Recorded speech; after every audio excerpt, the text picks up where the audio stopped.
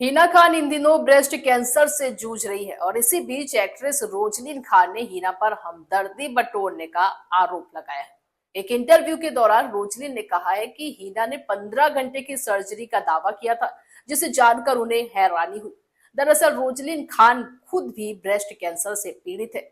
एक इंटरव्यू में रोजलिन ने हिना खान के 15 घंटे की सर्जरी के बारे में बात की। उन्होंने कहा कि उन्हें यह सुनकर हैरानी हुई कि उन्होंने मस्टेक्टोमी का जिक्र करते हुए बताया कि वो खुद अपनी सर्जरी के बाद 3 दिन तक बेहोश रही, इसीलिए उन्हें हैरानी है कि ऑपरेशन थिएटर से बाहर आने के तुरंत बाद हिना कैसे मुस्कुरा सकती है।